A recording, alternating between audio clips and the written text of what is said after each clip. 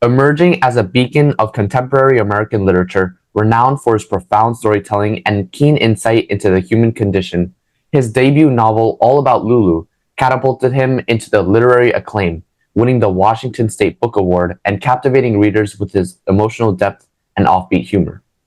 Subsequent works, including the New York Times bestselling West of Here and acclaimed the Revised Fundamentals of Caregiving, solidified his reputation as a master storyteller, drawing comparisons to literary giants like J.D. Salinger and Charles Dickens.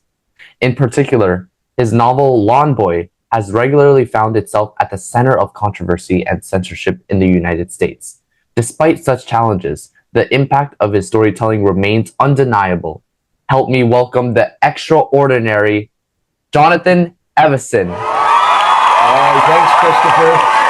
Thanks for having me, buddy. Many authors cite childhood books as influences on their writing.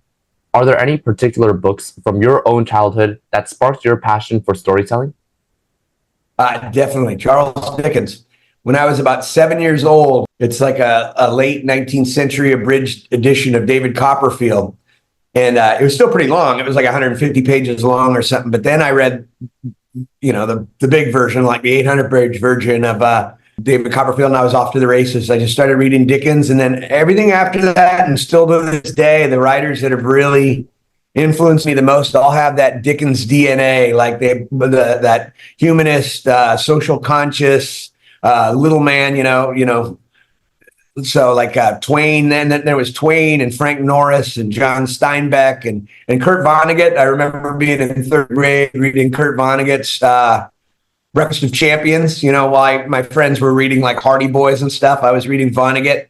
And, some of it went a little over my head, some of the social commentary, but I certainly thought his drawing of an asshole was funny. There was enough there but I could see the Dickens DNA too. I could see this sort of quirky worldview, humanistic worldview. And so, it all started with Charles Dickens for me. And I still marvel at what Dickens achieved because, having written 20 novels now and realizing how much reverse engineering is a part of the process, so many times you don't really know what the novel's about until you get it deep into the second act. And then you figure it out, you have that aha moment, and then you have to go back and reverse engineer it all into the, and so Dickens never had that. Never, not once, had that opportunity because everything was published as a serial. The guy was just turning in like 10,000 words a week.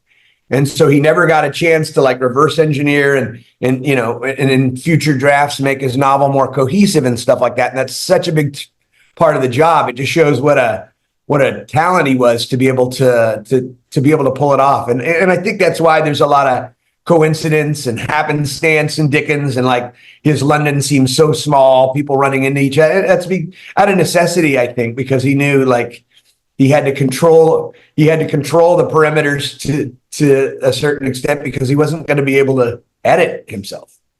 Your journey as a punk band frontman before becoming a renowned author is fascinating. How do you think your experiences in the music world have influenced your approach to storytelling and character development in your novels? It's interesting where I'd say it has influenced me the most. I mean, like music in general still informs my writing a lot, like my prose, but it's not just, punk rock so much. Sometimes it is, but I listen to a lot of 60s soul, a lot of jazz, a lot of, just rock and roll, a lot of, but I'd say where the punk rock really came in was like sort of learning how to manage my career and kind of control my own destiny a little. Cause like when All About Lulu was published by Soft Skull, that was just like out of a bedroom in Brooklyn, basically, and I had grown up with the guys from Sub Pop and, watched indie record labels and how they did business. And really, when you're in a punk band, you have that DIY, like if you have a show in Portland next weekend, you go down there beforehand and, staple flyers all over telephone poles. Just this, so that DIY sort of know what, really control your own influence as much as you can has really helped me manage my career because it's a really fraught profession. Raising a family of 6 on a single writer's income is nearly impossible. I'm lucky I pull it off, but like a lot of that is because, a lot of people publish and then then the whole world of publishing is just sort of mystified to them. They just hand off the manuscript and then the publisher does everything and they don't know. But like I learned early on to learn everything about it, learn about how do the books, how does the, bookseller and the fit into the equation? How does distribution, editorial, how all these different things work together and understand how it works so I could try to control what I could control. All I can control is what's on the page and relationships. Let's just call it relationships. That's what I learned from punk rock. Most of the people I've known for a lot of years, we help each other and, so that's how punk rock I think is most. And plus, I always was trying to rattle cages since the time I was, 13 years old. But, having a banned book is sort of ironic to me because, when you're in a hardcore band in 1982, you're trying to get banned. You know what I mean? You're just trying to rattle every cage and shock everybody you can.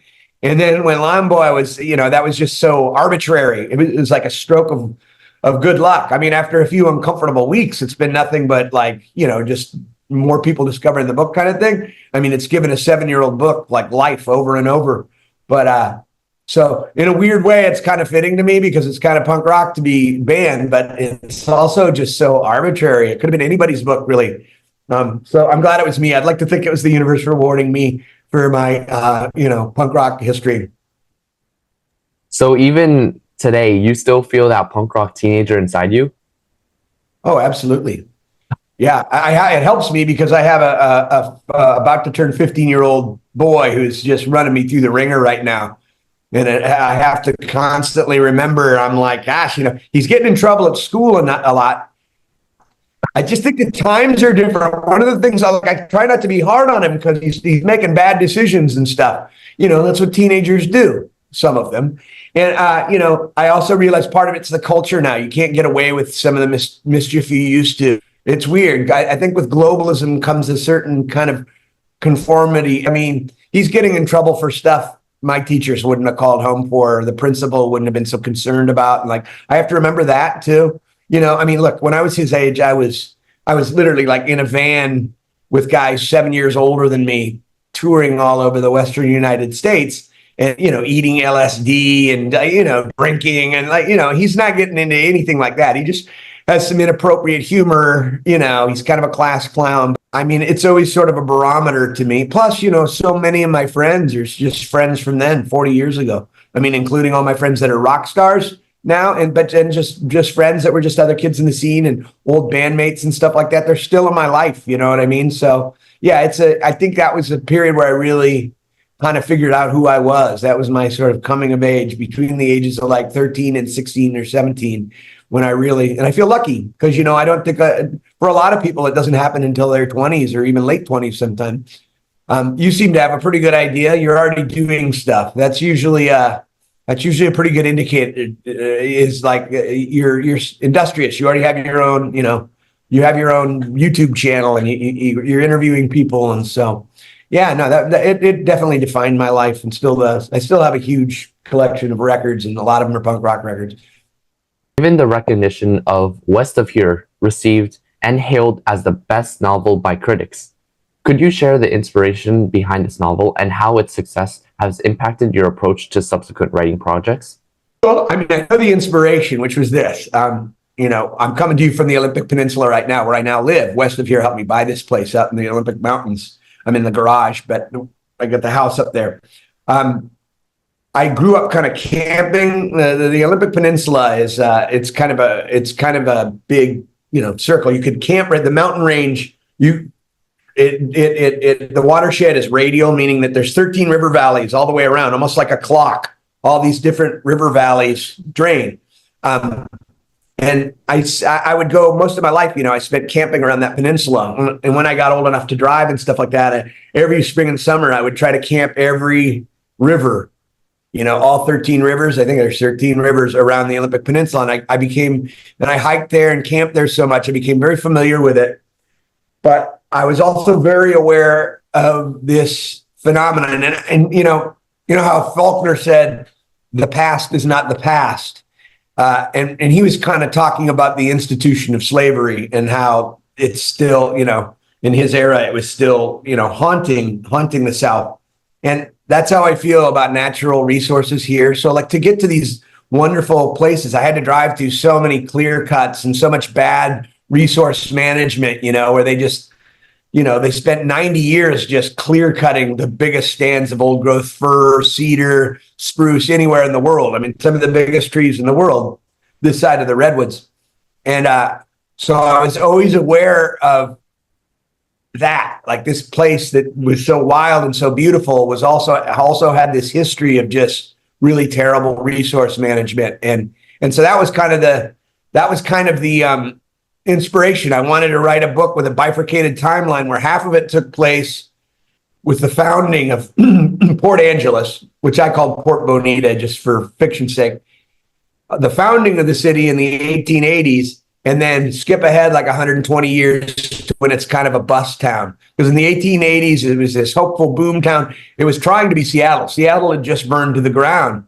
And Port Angeles was a deep water port closer than Seattle because you had to come through the Strait of Juan de Fuca. So you actually arrived at Port Angeles before you ever got to Seattle. So, Port Angeles was this town born with this like real boom mentality. Like, we want to make this deep water port like a jewel of the West Coast. We want to be the next San Francisco. But then in 2005, when the other part of the book takes place, you see that it's sort of a moribund logging town. A lot of the shops are closed up and so forth. So I wanted to, the book was about that dialogue between the past and the present.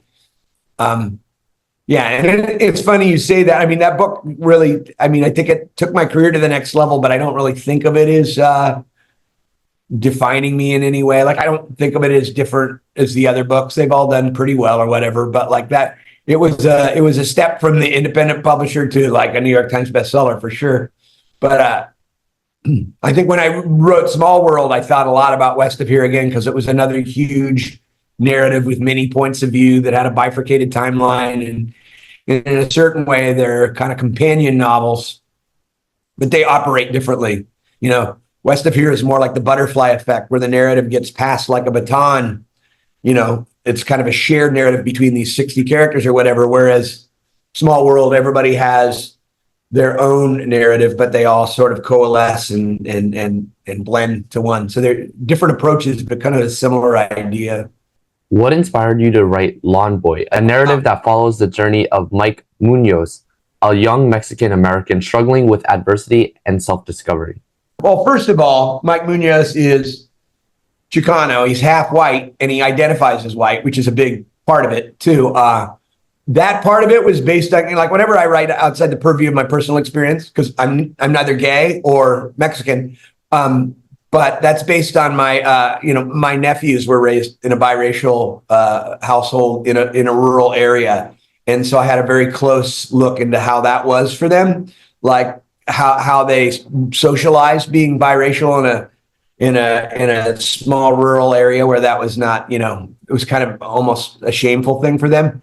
But what it was is I grew up poor with a single working mom and sort of an affluent community.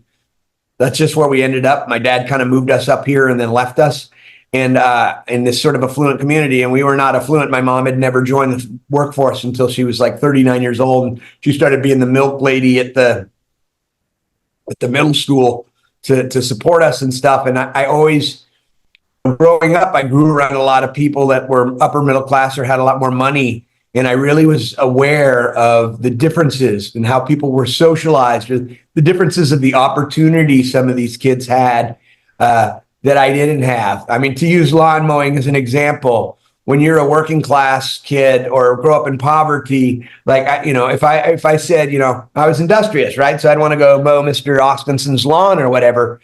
And, I would come to my mom and say, I'm going to mow Mr. Austenson's lawn for $10. And my mom, because we're poor and working class, she'd be like, oh, that sounds like a lot. You might balk at that because maybe you should say $5. Okay. So that was the mentality. Right. But then, the other kids I went to school with who grew up with money and around, had a little more sense of self-worth or privilege or whatever, they would come to their parents and say, I'm going to mow Mr. Austenson's lawn for $10. And their parents would say, like, well, that's an awful big lawn. I think you should charge 20. You see what I'm saying? Just like the difference between the expectations of the people that grew up with money versus people who didn't grow up with money, which ties right into this idea of the American dream and how it's supposed to be an even field full of, but it never is. Do you know what I mean? So I wanted to write a class narrative about wealth disparity as much as anything. And sexual identity too came into it. It was just about finding your piece of the American dream and finding, as a young person, finding your sweet spot, and how much more difficult that can be if you grow up in an environment where you don't have a lot of role models showing you, you don't have parents teaching you to believe in yourself. You lack a lot of the resources to be able to, I was taught that, the world is made of meat, and to expect the worst. And these kids, a lot of them were taught that, destiny is just a ladder. All you got to do is climb up it. You know what I mean? So just the difference in the psychology. I wanted to write a book about that, about this disparity, this class disparity. And I always kind of figured that I would do it more like West of Here. It would be this huge sprawling narrative with lots of limited points of view, different stories of people navigating the class system in America. That's always in the back of my mind how I was going to handle this novel.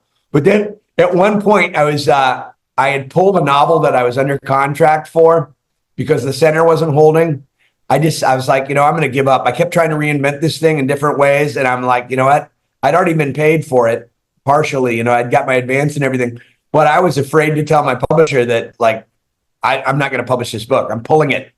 And I was afraid to tell them. I was way ahead of schedule, which I always am. So that was okay. But then I needed to work. I needed something to work on then so I started this anonymous blog called Mike Munoz Saves the World.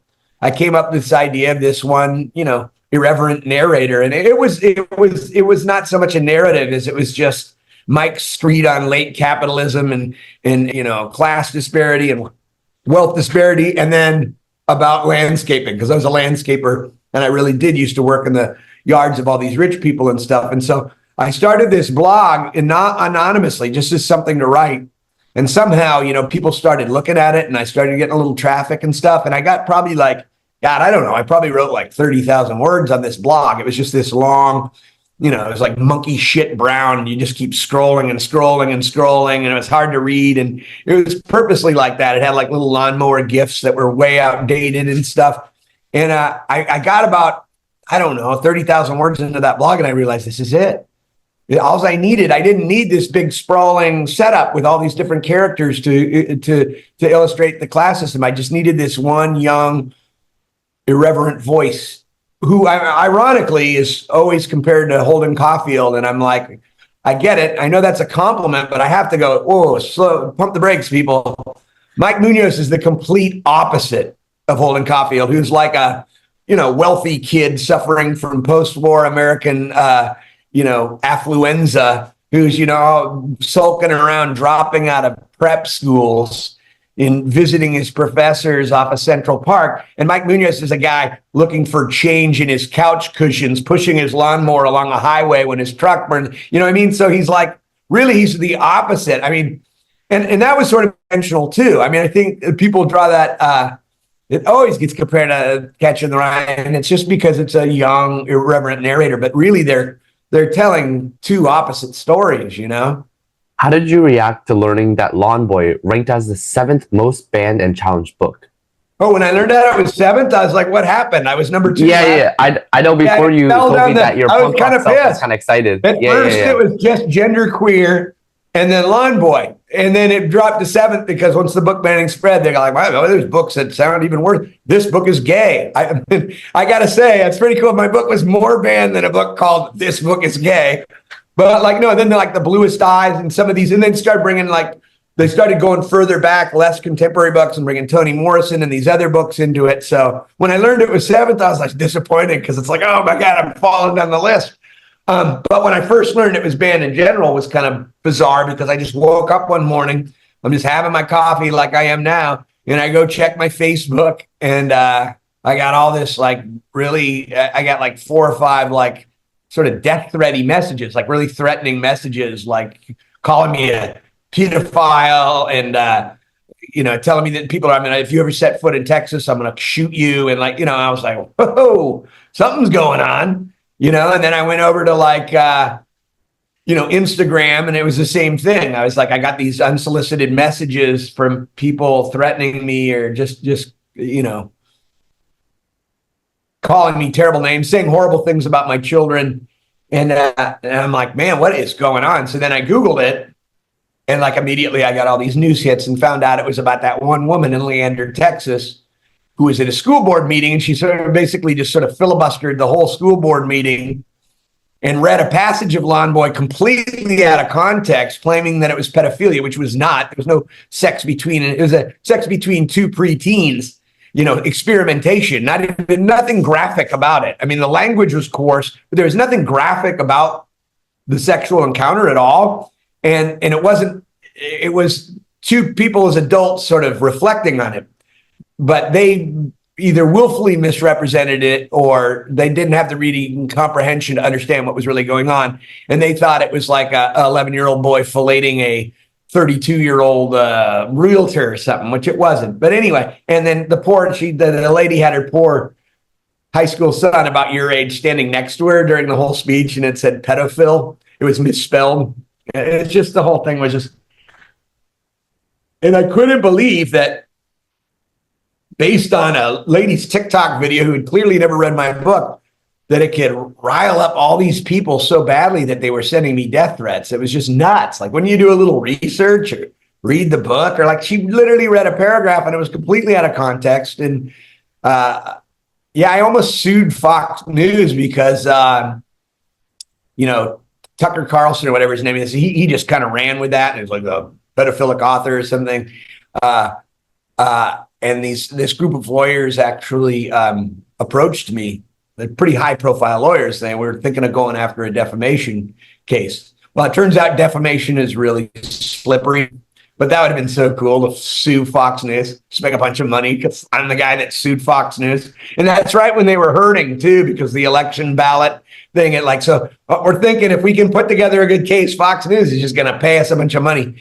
And it didn't work. Defamation is just really slippery, it turned out. Like if you just say sources say, for instance, without even citing the sources, it acts as kind of he said sources say, so yeah. So it didn't happen, but God, that would have been so cool. Yeah, because they did so much to perpetuate it. And for a couple months, it was a little uncomfortable. I think I closed down my social network for a while or made it private for a while just because I was getting all those threats and things like that. But then after that, it was nothing but an opportunity for more people to read the books, an opportunity to get involved with things like the ACLU and different programs fighting for free speech and, following the Idaho legislature. And I became sort of active in the battle a little bit more, a little more politically mobilized. And so that was a great opportunity. Plus, so many young people. I mean, you're an outlier, but a young guy that reads, a young male that reads a lot of literary fiction is a rare thing. You actually, Christopher, represent the hardest demographic for publishers to reach. They don't know how to do it. And not that they do a good job of even trying. So to have your book banned and all of a sudden have all these young readers, and a lot of them being male too, suddenly reading your book, I mean, you can't ask for that. We don't, nobody knows how to target them with marketing, but boy, banned books sure gets them. So I feel lucky to be connecting with a younger generation of readers, because most people that read literary fiction are my age or even older, or maybe some of them slightly younger. Like the Book of the Month Club crowd is like millennial women mostly, but it's really hard to connect, and that's what you want to do is connect. I want to connect across generations and have some kind of legacy and speak to people that are not all just Gen Xers. And so it was a wonderful opportunity for that. If it weren't for that, I wouldn't be talking to you right now. I really think that as a phenomenon, it's become a vital cultural conversation, but the reality of it is, I think it's largely a political straw man. I think that you had these conservatives trying to rally their moribund voting base, kind of taking the dialogue from this is inappropriate for my child to read and turning in, sort of twisting the rhetoric into these socialist woke teachers are trying to turn your kids gay, you know what I mean, and make communists out of them or whatever. I mean, that's what the political, like Glenn Youngkin and the gubernatorial race in Virginia, and like that's the dialogue took on this larger social issue that was really about, like, I mean, so Mothers for Liberty, this group of like 12 women or whatever, there's been something like, I mean, check my stats here, I'm coming out of left field, but something like 4,000 book challenges over the last 4 or 5 years, right? Well, it turns out like 95% of them were filed by the same 12 women.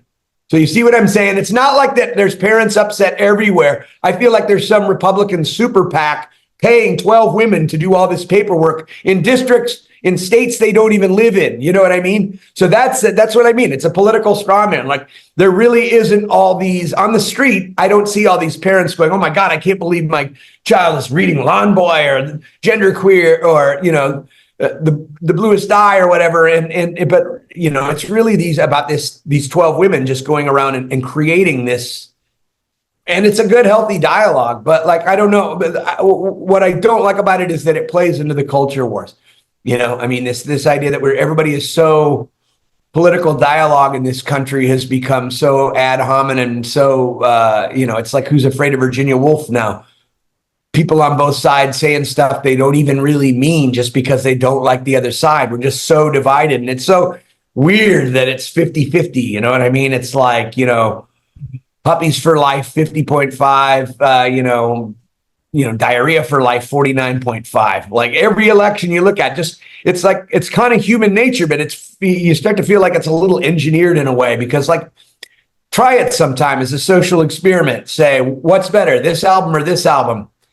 And then get like 70 results. And I swear to God, I mean, if they are kind of, you know, if they're two comparable albums and they're both good or something like that, it'll be like 36-34. Or, you know what I mean? It's like any subject, either salt or pepper. I mean, you go down and then you count up the results, and it's amazing. I don't know if it's human nature or what, but it's just very strange how even most arguments turn out to be. I don't know. I don't even know where I'm going with this. I just know that the thing I don't like about book banning is it's just, they turned it into this issue that is just further dividing our country. And you know, it's not healthy for a nation to have that kind of hatred pointed at another portion of the population, no matter what it is. Yeah, I agree. And I'm not saying I support all these like racist MAGA people or whatever, but I also know, because I live in a rural town half the time. See, I live half of my week in this sort of rural progressive bastion of Bainbridge Island, which is like a lot of wealthier people that have, you know, Black Lives Matter signs in their yard, and even though they won't, you know, they don't want any low income housing in the community, and it's like, you know, Black Lives Matter, we're just not here. So they're kind of hypocritical in their way. And then the other half of the week, I live in this very rural small town where you do see a lot of like Trump hats and things like that. But what I realize is about a lot of the people that ended up, say, voting for Trump, is that they aren't as bad a people as they are. I mean, some of them are clearly, I'm not talking about the people who stormed the Capitol. I'm just saying some people are just sort of, it's not that they even like, or it's just that they resent liberals so much because you see it from their perspective. Like, let me give you an example.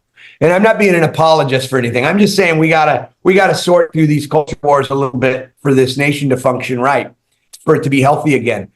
But like, for instance, you know, the left is always sort of like making fun of church and religion. Okay. But one thing they need to recognize is that, like, when you live in a small town, like I live in this small town on the Olympic Peninsula, and there's so many churches, it's nuts. But what you realize is it's part of their sort of bootstrapping ethos to not like use social programs. Like they're too proud to, like, I'm not going to get a welfare check, or I don't want food stamps or whatever. So what happens is, by default, the church, and it has nothing to do with the Christian doctrine. I mean, the people we're talking about, I know as a storyteller, I know my way around the Bible better than most of them. But what the people that live in the city, that like the sort of urban, like progressives don't understand, is when they attack the church, they're attacking the fiber of these rural communities in a much deeper way, because the church is where they go to marriage counseling. The church is where they go to drug and alcohol counseling. The church is where they go to for the food bank.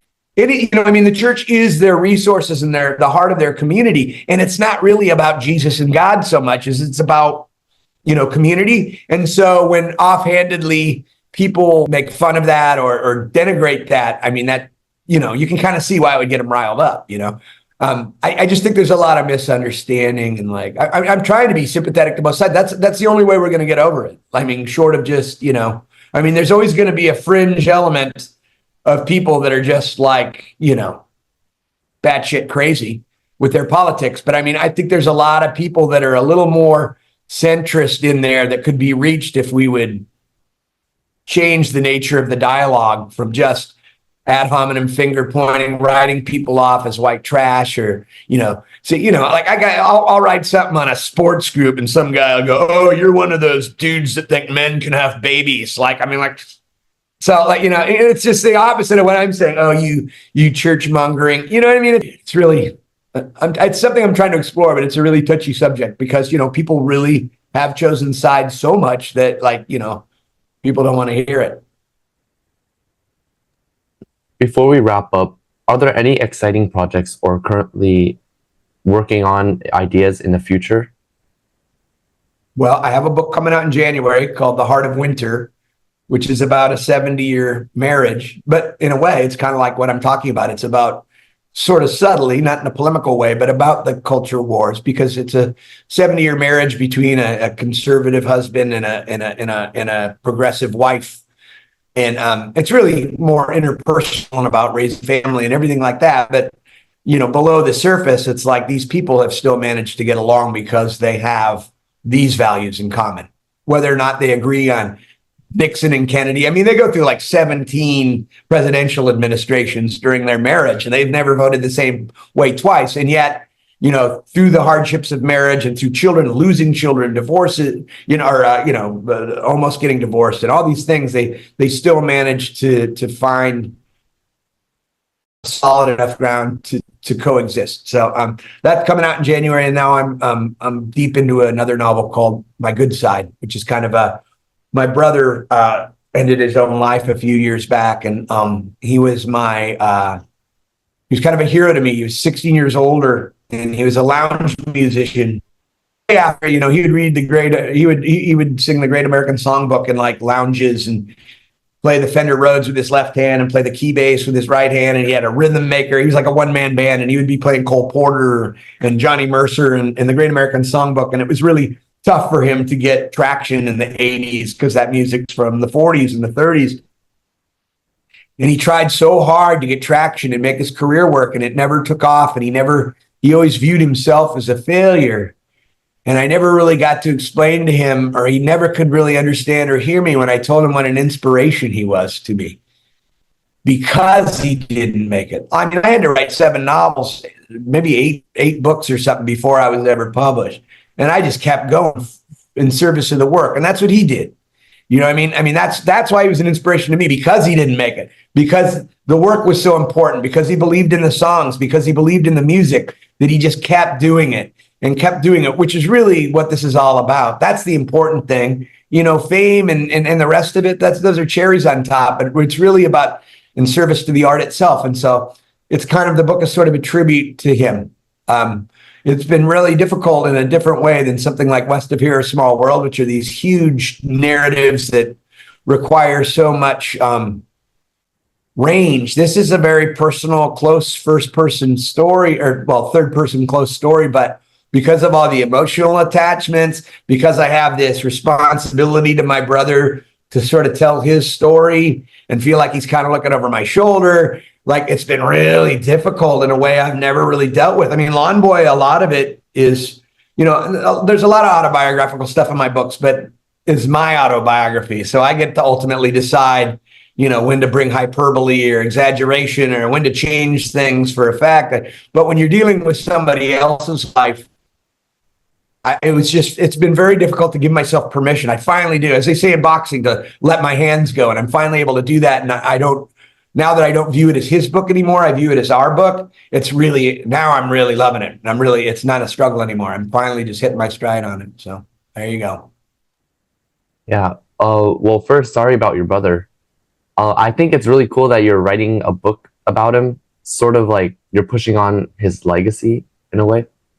Yeah, well, with the book I mentioned earlier that comes out in January, The Heart of Winter, I'm just at the stage of my life, I guess, where I'm honoring my family. My mom's 90 years old. She just got over cancer, and she was very unlucky in love. She spent 55 years married to just not good men.